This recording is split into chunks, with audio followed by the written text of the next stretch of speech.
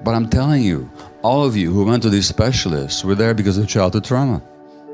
Now, there are diseases that you can't put into that category. There are genetic diseases. If you have the gene, you'll have the disease. It's nothing to do with life or stress. It's just, although that can affect the course of it, but whether you get it or not is simply genetic. Those diseases are extraordinarily rare. Most diseases have little or nothing to do with genetic factors. It's what happens inside you as a result of what happens to you. There's one major source of illness, and I'm talking about any kind of illness, whether that's so-called mental illness or physical illness, and that's childhood trauma. And this is true whether I'm talking about anxiety, depression, ADHD, addiction, or if I'm talking about multiple sclerosis, cancer, rheumatoid arthritis, fibromyalgia, and as I said, malignancy as well. Now that seems like a very bold statement, but I'll be concentrating on the physical side of it. When I say physical side, I'm talking about the illnesses that are not considered to be mental illnesses. And it's quite okay, I wish you would argue with me, both in your mind and also verbally. That's the way we get through to the heart of things. I'll be saying to you that just about everything, not everything, but just about everything that we call illness is rooted in compensations and adaptations that have to do with childhood trauma. The adaptations that children are forced to resort to in response to early stress help them endure that early duress and difficulty, but those same adaptations become a source of pathology later on and even threaten longevity. In order to understand the basis of that, we have to consider how we look at human beings, and how we look at disease. Now, Western medicine looks at disease from a particular perspective. And you have to understand something about medicine. It's science, all right, but it's also ideology. And there's a difference between science and ideology. There's a lot of science in it, and it's great science. But there's also ideology. And ideology is a point of view. It's a, as the Germans say, it's a Weltanschauung. It's a worldview that you're not conscious of. That you have hidden beliefs that you don't question. And people that question the hidden beliefs are seen as outliers or mavericks. And that's an ideology. And that exists in all realms. So there's always ideological biases hidden in any system. And the logic of the system operates within those biases. Now, what are the biases of Western medicine?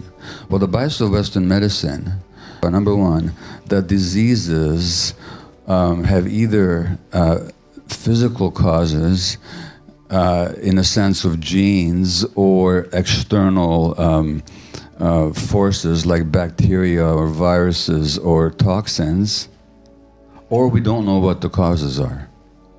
So the causes are either physical or the disease is what we call idiopathic. We don't know what the source of it is. The second bias is that diseases happen to organs. So you have heart disease, and you have lung disease, and you have disease of the connective tissue or the liver or whatever. And then there's specialties designated to study in depth the diseases of these organs. So we separate the organ from the whole person. And then we separate the person from the environment, so that the social environment, we might acknowledge the role of the physical environment, but we certainly not acknowledge the role of the social environment. In Western medical terms, the average physician would not be able to explain to you, and this is not for lack of intelligence, simply for lack of training, would not be able to explain to you why is it that the more episodes of racism a black American woman experiences, the greater her risk for asthma. It's just a documented fact. Nor would the average physician be able to tell you very easily the multiple times documented fact that children whose parents are stressed are more likely to have asthma. As a matter of fact, the degree of the child's asthma has been correlated with the degree of mental disturbance on the part of the parent.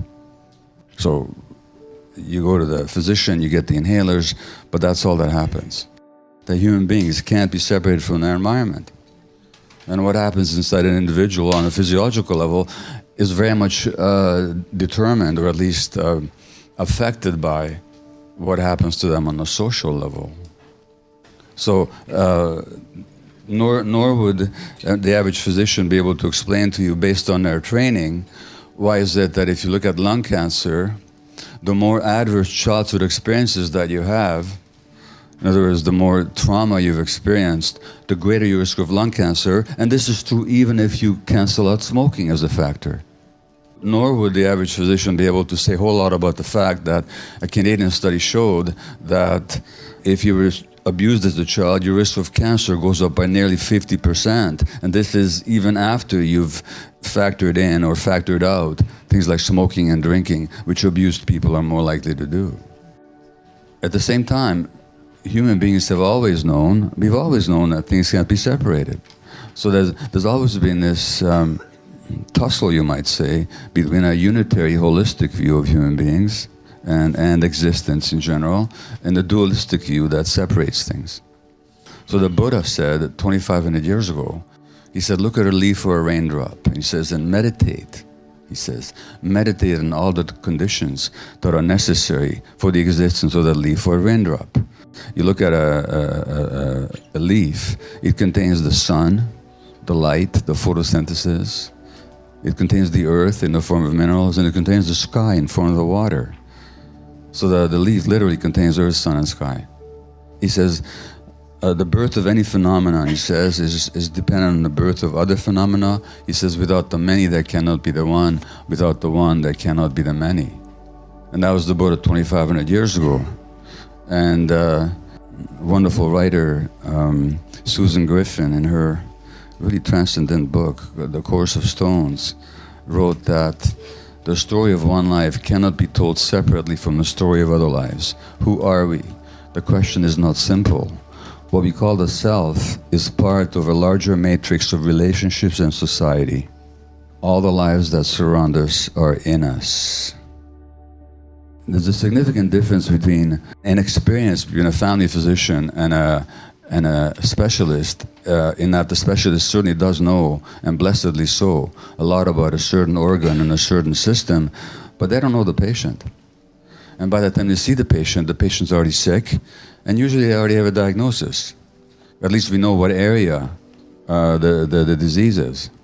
As the family physician, you get to see people before they get sick. So you know what their personalities are like for years before they get sick. And also you get to see them in the context of their families, including their multi-generational family of origin.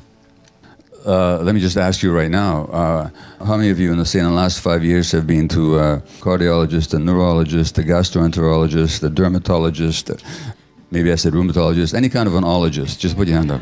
Okay, great. All right, now put your hand up again if they asked you about childhood trauma. One person, that's great. If they asked you about stresses in your relationship with your spouse, about job stress, like a 5 to 10%, and that's really good if they ask you about it. And I wonder how long they took the discussion, but it doesn't even occur to them. But I'm telling you, all of you who went to these specialists were there because of childhood trauma. Virtually all of you. Now, there are diseases that you can't put into that category. There are genetic diseases. If you have the gene, you'll have the disease. It's nothing to do with life or stress. It's just, although that can affect the course of it, but whether you get it or not is simply genetic. Those diseases are extraordinarily rare. Like 1 in 10,000 of the population will have a disease like that.